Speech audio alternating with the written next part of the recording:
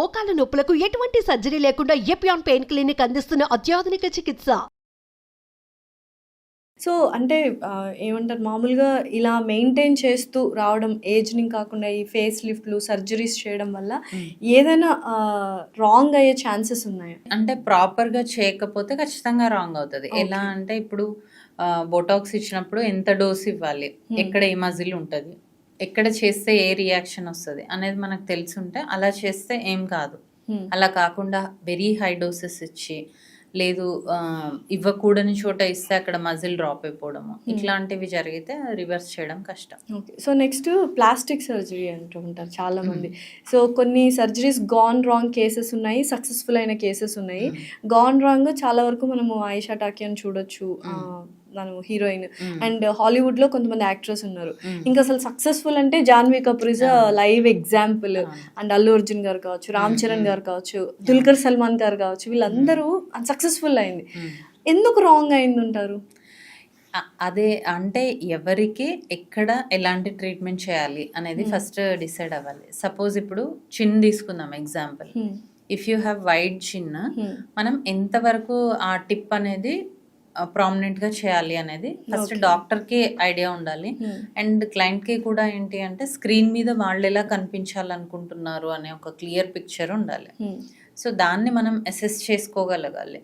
అలా చేసినప్పుడు ఖచ్చితంగా రాంగ్ అవ్వదు. ఇప్పుడు బ్రాడ్ నోస్ ఉంది, జాన్వీ కపూర్ బ్రాడ్ నోస్, అక్కడ ఫిల్లర్ ఇచ్చినా ఉపయోగం లేదు, ఆవిడ రైనోప్లాస్టీ చేసుకున్నారు.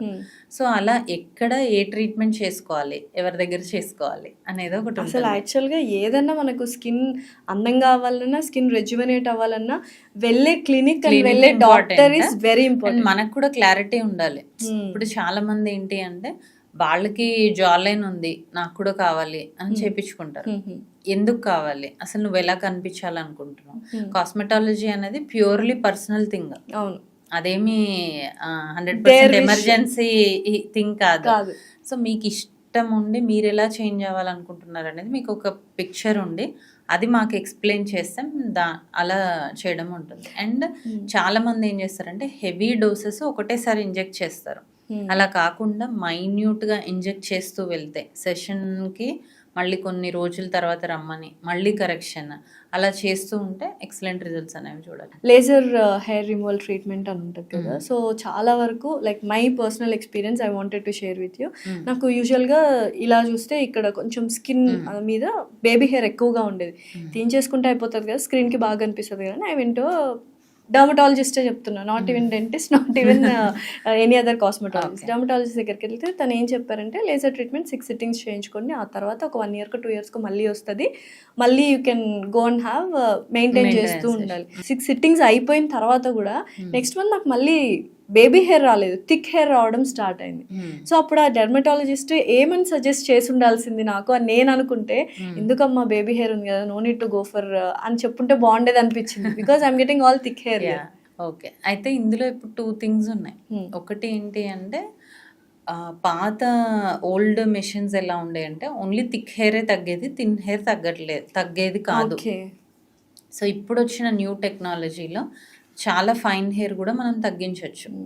లాంగ్ బ్యాక్ అయితే కొన్ని నెంబర్ ఆఫ్ సెషన్స్ తో చాలా వెరీ ఫైన్ హెయిర్ కూడా మనం తగ్గించవచ్చు. సో అప్పుడు మీరు చేసుకున్నప్పుడు తన దగ్గర ఆ మెషిన్ లేకపోయి ఉండొచ్చు, అది ఒకటి. అండ్ ఇంకొకటి ఏంటి అంటే ఇప్పుడు లేజర్ హెయిర్ రిమూవల్ కాదా process, laser hair reduction. So only 95% of the only కాదు 95% ఆఫ్ ద హెయిర్ మాత్రమే తగ్గుతుంది. మిగతా 5% ఏదైతే ఉందో అది కొంతమందికి అది రికరెన్స్ రావడం కానీ because of their hormonal factors అనుకోండి, లేదు అంటే మెషిన్తో ఉన్న ప్రాబ్లం అనుకోండి, అలా ఒక 5% హెయిర్ మాత్రం వచ్చే ఛాన్స్ ఉంటుంది. అది మెయింటెనెన్స్ సెషన్ లాగా ఇయర్లీ వన్స్, అలా అందరికీ కాదు కొంతమందిలో అవసరం పడుతుంది. సో మనకి బేబీ హెయిర్ ఉన్నా కూడా లేజర్ హెయిర్ రిమూవల్ చేసుకోవచ్చు, బట్ ఆ మెషిన్ అంత ఎఫెక్టివ్గా పనిచేస్తుందా బేబీ హెయిర్కి అనేది మ్యాటర్స్ అనమాట. సో అయితే థిక్ హెయిర్ ఉన్న వాళ్ళకి మాత్రం 100% వస్తుంది. ఓకే. సో పీసీఓఎస్ పీసీఓడి ఉన్న వాళ్ళకి ఎక్కువగా సెకండరీ సెక్షువల్ క్యారెక్టర్స్ ఉంటాయి, థిక్ హిర్సుటిజం ఉంటుంది. సో ఏంటి వాళ్ళకి అదే ట్రీట్మెంట్? ఇప్పుడు పీసీఓడి కంట్రోల్ చేసుకుంటూ మనం లేజర్ హెయిర్ రిడక్షన్ కూడా చేస్తే రిజల్ట్స్ బాగుంటాయి. లేదు పీసీఓడి అలాగే ఉంది, హార్మోనల్ ఇష్యూస్ అలాగే ఉన్నాయి, కానీ మనం లేజర్ చేస్తున్నాం, బట్ అప్పుడు యూజ్ ఉండదు అన్నమాట. ఓకే. అండ్ మేజర్ ప్రాబ్లం టీనేజర్స్కి ఏంటంటే యాక్ని. అందరూ ఫస్ట్ సఫర్ అయ్యేది. ఫస్ట్ టీనేజ్ యాక్ని వచ్చిన తర్వాత రకరకాల ప్రోడక్ట్స్ ఓవర్ ద కౌంటర్ వెళ్ళి కొనేస్తూ ఉంటారు. అది కరెక్టా, లేకపోతే డైరెక్ట్ డర్మటాలజిస్ట్ దగ్గరికి వెళ్ళాలా? యాక్చువల్గా టీనేజ్ యాక్ని రాగానే మీరు అన్నట్టు ఇప్పుడైతే ఇన్స్టాగ్రామ్లో చూస్తారు, ఒక సెరమ్, ఒక moisturiser, sunscreen, night care, face wash, retinol, ఇలా రకరకాలుగా పెట్టుకొని వచ్చేస్తారు. కరెక్ట్. అవైతే ఫస్ట్ వాడిన తర్వాతే డాక్టర్ దగ్గరికి వస్తున్నారు.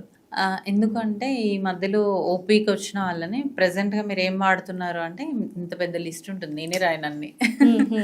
సో అట్లా ఓటీసీ ప్రోడక్ట్స్ అనుకోండి, లేదంటే ఇన్స్టాగ్రామ్ ప్రోడక్ట్స్ అనుకోండి, అవి చూసి వాడేస్తున్నారు పిల్లలు. ఏంటంటే వాళ్ళకి మెచ్యూరిటీ లేక.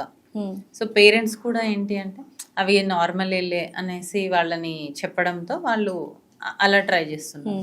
బట్ టీనేజ్ యాక్ని వచ్చిన, ఏ ఏజ్లో యాక్ని వచ్చిన రీజన్ ఏంటి, మనకి ఏదైనా హార్మోనల్ ఇష్యూస్ వల్ల వస్తున్నాయా, ఒక్కొక్కసారి డాండ్రఫ్ ఉంటే కూడా పింపుల్స్ వస్తాయి, అట్లా వస్తున్నాయా, ఫుడ్తో వస్తున్నాయా అనేది చూసుకొని అలా మనం ప్రాపర్గా ట్రీట్ చేసుకుంటే వాళ్ళకి తర్వాత అది స్కార్స్ రాకుండా, హోల్స్ రాకుండా, పోర్స్ అనుకోండి, యాక్ని స్కార్స్ లేదంటే పిగ్మెంటేషన్, ఈ ప్రాబ్లమ్స్ రాకుండా చూసుకోవచ్చు.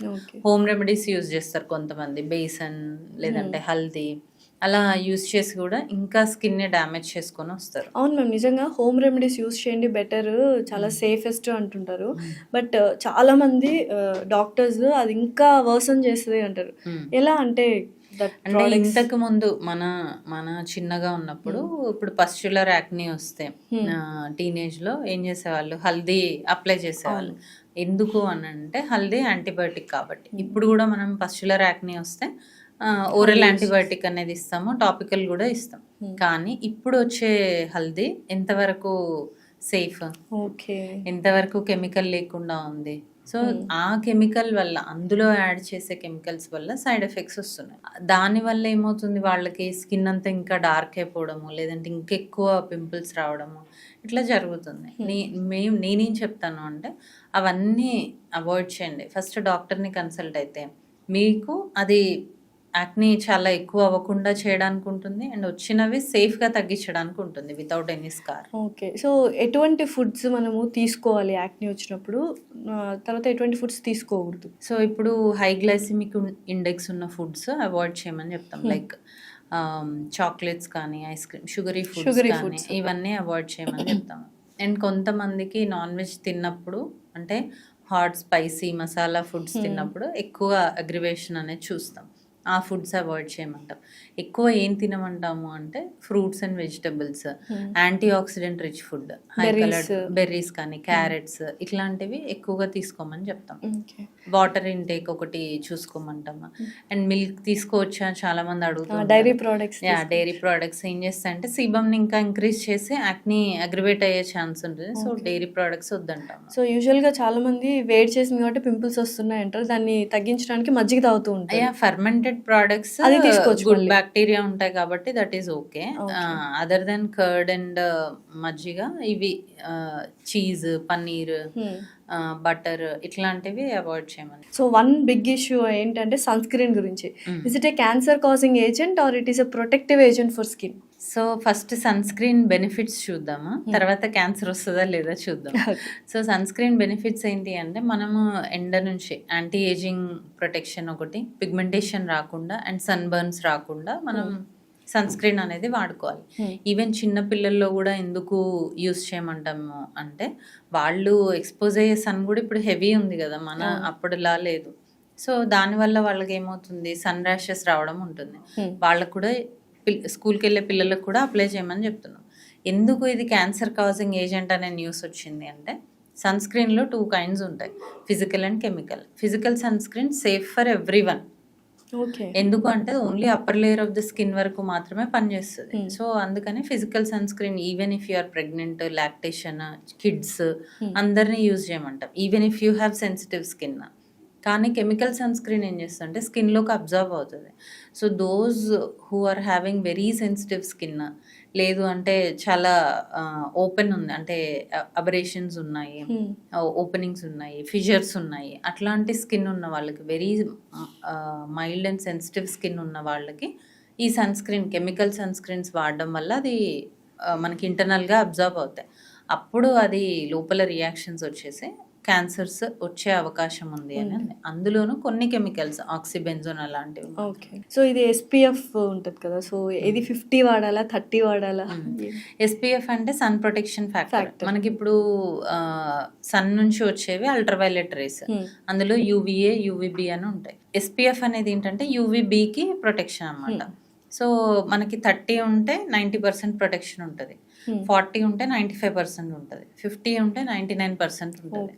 సో కానీ మనము ఇప్పుడు డస్కీ స్కిన్ ఉంది కానీ నేను 50 SPF పెట్టుకుంటాను అంటే మీ స్కిన్కి అది సూట్ అవుతుందా లేదా చూడాలి. అయితే ఇప్పుడు మ్యాట్ ఫినిష్ సన్ స్క్రీన్ అని, silicone sunscreens, gel based sunscreens వచ్చాయి కాబట్టి even if we use high SPF ఉన్నవి వాడినా కూడా మనకి ప్రాబ్లం లేదు. అంటే ఇదివరకేమో ఒక లేయర్ లాగా వైట్ కాస్ట్ లాగా ఫామ్ అయ్యేది, ఇప్పుడు అలా లేకుండా వస్తున్నాయి. సో మీరు ఎక్కువ ఎండకి ఎక్స్పోజ్ అవుతున్నారు అనుకుంటే హై SPF యూజ్ చేయొచ్చు. జనరల్గా ఇండియన్స్కి 30 to 50 సరిపోతుంది. సో ఇప్పుడు బేసిక్గా మళ్ళీ again I'm coming back to social media controversy గురించి. కొంతమంది డాక్టర్స్ కాకపోయినా వాళ్ళు క్లినిక్స్ నడుపుతున్నారని, ఫేక్ క్లినిక్స్ అని, ఫేక్ డాక్టర్స్ అని చెప్తూ వస్తున్నారు. సో విక్టిమ్స్ అని అంటూ కొంతమంది క్లయింట్స్ వచ్చి మాట్లాడుతున్నారు. Are they real victims or they are over exaggerate? అంటే వాళ్ళు ప్రూఫ్స్ చూపిస్తున్నారు కదా కొంతమంది. ఇప్పుడు నేను అక్కడ ట్రీట్మెంట్ చేయించుకున్నాను, నా దగ్గర ఉంది, నా దగ్గర బిఫోర్ ఆఫ్టర్ పిక్చర్స్ ఉన్నాయి, క్లినిక్ వెళ్ళిన నేను పే చేసిన పే స్లిప్స్ ఉన్నాయి, దెన్ అది రియలే కదా. ఎవరైతే చేంజ్ అయితే లేదు, చేంజ్ లేకపోవడం ఒకటి, అండ్ అగ్రివేట్ అవడం కూడా చూసాను. కరెక్ట్. సో అలా ఉన్నారు.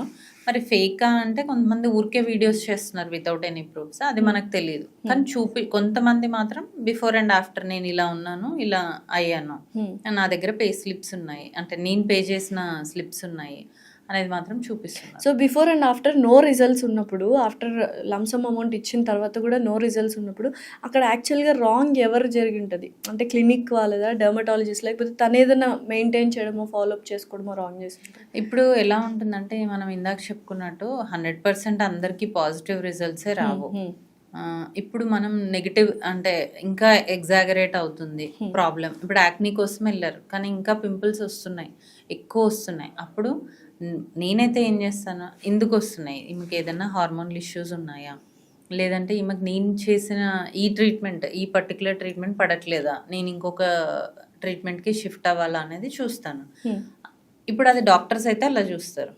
అదే వేరే వాళ్ళు ఏం చేస్తారంటే వాళ్ళకి తెలియదు, వాళ్ళకి ఏంటి, మనం 6 సెషన్స్ కెమికల్ పీల్స్ తీసుకున్నాం అంటే బుక్ చేసుకున్నాం, 6 అవే చేయాలి. మధ్యలో వాళ్ళకి ఏం జరుగుతుంది వీళ్ళకి సంబంధం లేదు, ఎక్కువ అవుతున్నా వీళ్ళకి తెలియదు ఏం చేయాలో, because they are technicians. So అక్కడ వస్తుంది ప్రాబ్లం. మేము ఒక సింపుల్ స్టేట్మెంట్ చెప్తాను మ్యామ్, స్కిన్ రిపేర్ చేయించుకోవడానికైనా, స్కిన్ అందంగా ఉండాలి, మనం అందంగా తయారవ్వాలి అన్నా వెళ్ళాల్సింది డర్మటాలజిస్ట్ దగ్గరికి మాత్రమేనా? అంతే, 100% అంతే. దాంట్లో ఇంకే అసలు కాస్మెటాలజీ వాళ్ళు కోర్స్ అనేది లేదు, అసలు లేదు. ఎవరైతే డర్మటాలజీ చేశారో వాళ్ళు కాస్మెటాలజీ ట్రీట్మెంట్స్ చేయొచ్చు. అసలు కాస్మెటాలజిస్ట్ అనే వర్డే లేదు. అవునా? వర్డే లేదు. డర్మటాలజీ చేసిన వాళ్ళు ఎప్పుడైతే ఈ కాస్మెటాలజీ ట్రీట్మెంట్స్ చేస్తున్నారో అది పక్కకి వెళ్ళింది. Are they equal to beauticians? Beauty parlour లో ఓన్లీ కాస్మెటాలజిస్ట్ అంటే అంతే.